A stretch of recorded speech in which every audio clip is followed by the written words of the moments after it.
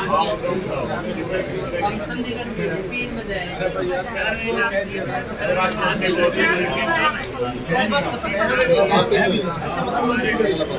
RPWD rest house में आम लोगों की जन समस्याएं सुनते हुए बिजली मंत्री चौधरी रणजीत सिंह चौटाला ने हिसार।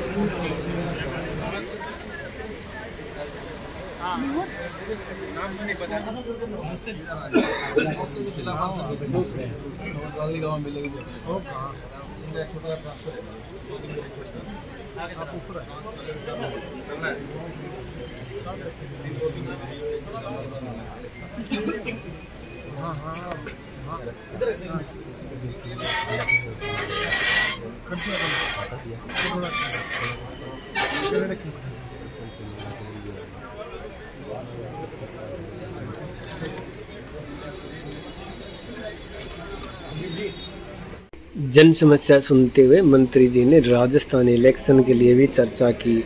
उन्होंने बताया कि आगामी कुछ समय बाद मेरी खुद की ड्यूटी लगी हुई है, मैं वहां जाऊंगा। एक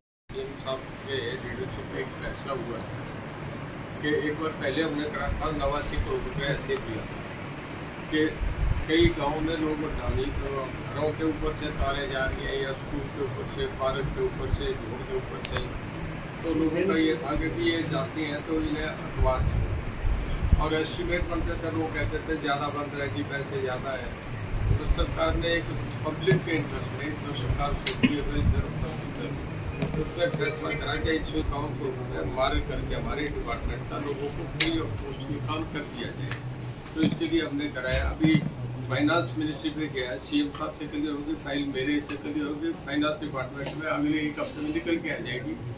दिवाली के बाद 5-7 दिन बाद इस काम को शुरू कर देंगे।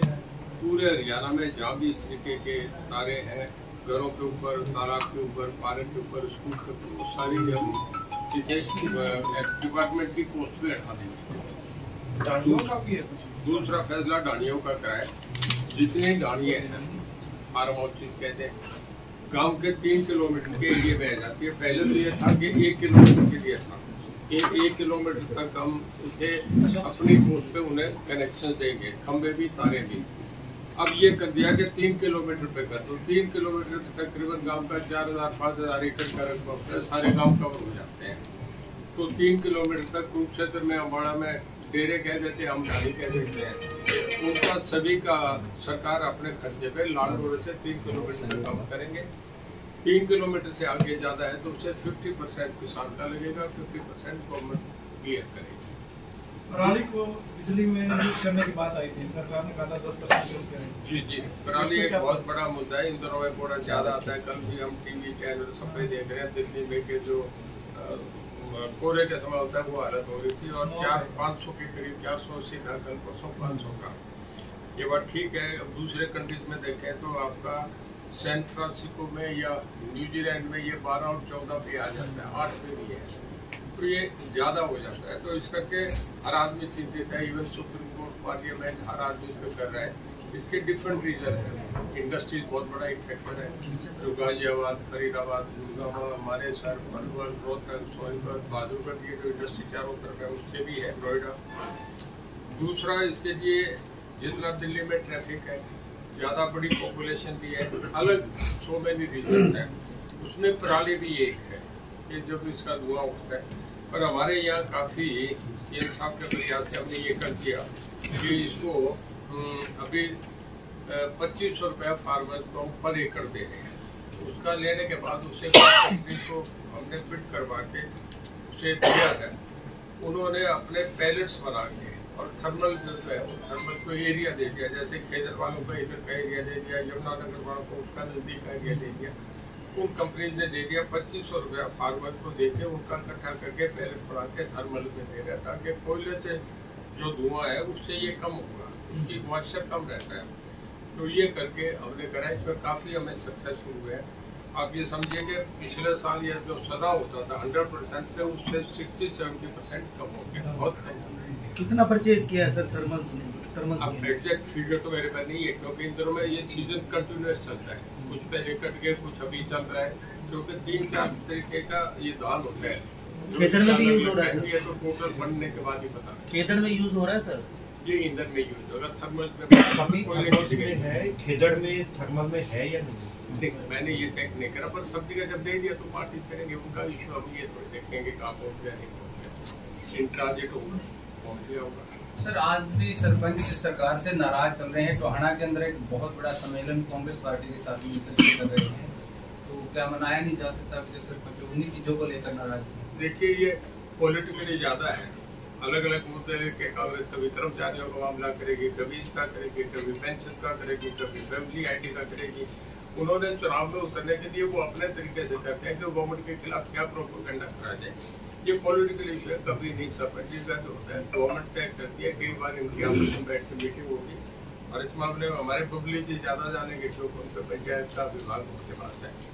मेरी जानकारी में जो है ये है कि कई ऐसे राउंड ऑफ टॉक्स होंगे, उसमें कुछ तय करके अमाउंट 5 लाख का क्या कुछ तय कर रहे हैं। आप भी राजस्थान में प्रचार के लिए जा रहे हैं? जाऊंगा जी, पक्का है। 15 तारीख मेरे 3-4 प्रोग्राम रखे हुए हैं, दिवाली के तुरंत बाद राजस्थान में। वीरेंद्र सिंह ने एक बार फिर से सलाह दी है जी प्रदेश अध्यक्ष को, मंच पर ही कह रहे हैं कि जेजेपी के साथ ज्यादा लंबा रखोगे तो नुकसान होगा, 20 सीटें भी नहीं आएंगी। देखिए, वीरेंद्र सिंह जी सीनियर आदमी है, सलाह देते रहते हैं। हमें पार्टी में सीनियर आदमियों के ओपिनियन लेने पड़ते हैं, क्या होगा वो मेरिट के हिसाब से डिसाइड होता है। लेकिन वो दावा कर रहे हैं राजस्थान इलेक्शन के बाद कुछ ना कुछ होगा, आपको लगता है संभावनाएं हैं ऐसी? देखिए, राजनीतिक संभावना का खेल है वो जो कह रहे हैं, पर मैं जो मेरी पर्सनल राय है, मुझे नहीं लगता कि बीजेपी एक राष्ट्रीय पार्टी है। वो किसी भी पार्टी को किसी रीजनल पार्टी के साथ गठबंधन तोड़ने में बहुत सोच के करती है, उसका बाहर इम्पैक्ट जाता है। मुझे नहीं लगता, वीरेंद्र सिंह जी ने अपना कह दिया, ये मामला ऊपर हाईकमान तय करता है। ये मोदी साहब, अमित शाह जी और नड्डा साहब और हमारे मुख्यमंत्री जी के बीच का मामला है। इसमें मेरी और वीरेंद्र सिंह की राय नहीं ली जाएगी।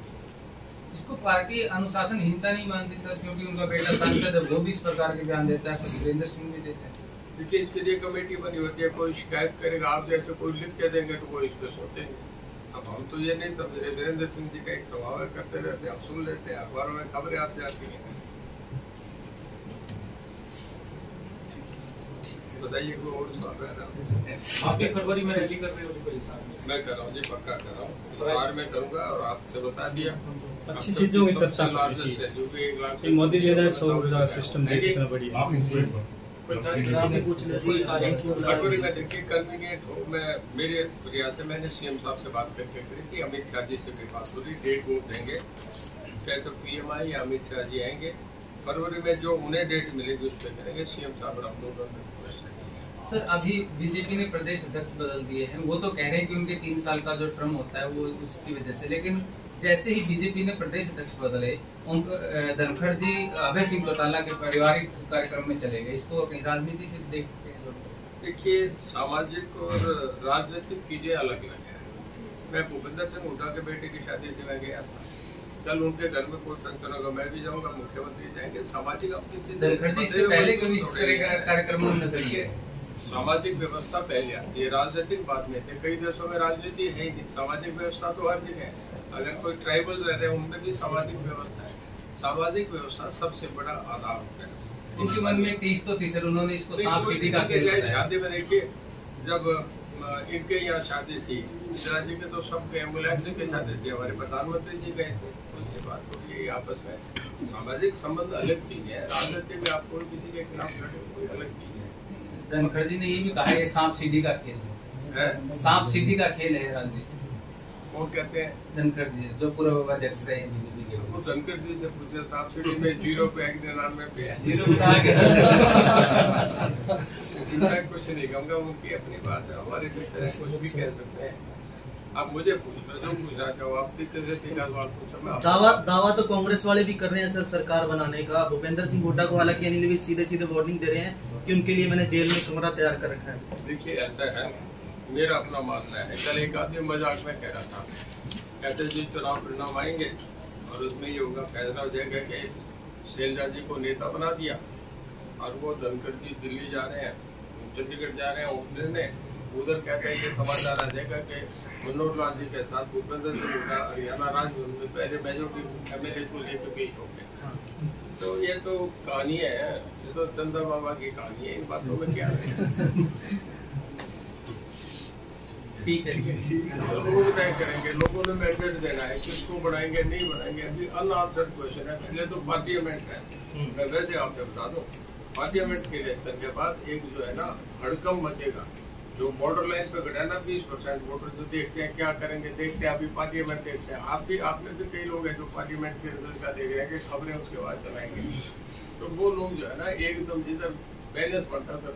मैं 2014 की बात बता रहा हूँ, हरियाणा विधानसभा में बीजेपी के 4 MLA थे, केवल 4।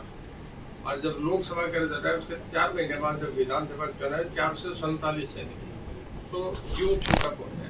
मैसेज आता है पार्लियामेंट के बाद लोग स्टेबिलिटी के वोट देंगे, 5 साल चलने वाली सरकार के वोट देंगे। तो अभी जो है ये बात है, तो अब कांग्रेस का राजस्थान में रख के कांग्रेस जीतेगी। पर जब ये आपस की इन फाइटिंग सचिन पायलट की, गहलोत साहब की दिखी, इससे सारे बंटाधार हो गए। अब सारा आपका टीवी मीडिया कल ओपिनियन पोल बता रहा था 119 और 20 सीटें कांग्रेस की बता रहे हैं, वो 65-67 पे बता रहे हैं। हरियाणा में तो कांग्रेस का पूरा महाभारत आया। राजस्थान में तो सर बीजेपी ने भी अब जाकर के वसुंधरा को कमान दी है। कौन से मामा थे महाभारत में? शकुनी मामा यहाँ बड़े बैठे हैं। ये जो राजस्थान में बीजेपी भेजी वसुंधरा राजे वर्ष से, देखिए ये तो फैसला करेंगे एमएलए मेजोरिटी किसकी है कि हाईकमांड, कई चीजें बीच में होती है, फैसला तब होगा। आप हमारे करने से थोड़ा, ये तो जब एमएलए चुन के चले जाएंगे वो फैसला करेंगे। अभी जो लिस्ट जारी की गई सर राजस्थान की जो अभी लिस्ट जारी की गई उसमें वसुंधरा को पूरी तवज्जो दी गई। मैं ज्यादा नहीं कहता, राजस्थान मध्य प्रदेश 2 सीटों में जो कल का ओपिनियन हो रहा है, जिस तरीके से बीजेपी का पिछले दिनों में बढ़ोतरी हो रही है, मेरा ये मानना है दोनों जगह बिल्कुल क्लियर मेजोरिटी से सरकार बीजेपी की बनेगी।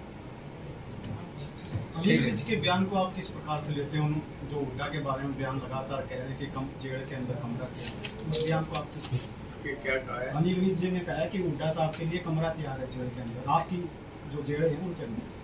अनिल विज जी कई बातें कह जाता है, उनका आंसर देने के लिए कई साल तक सोचना पड़ेगा।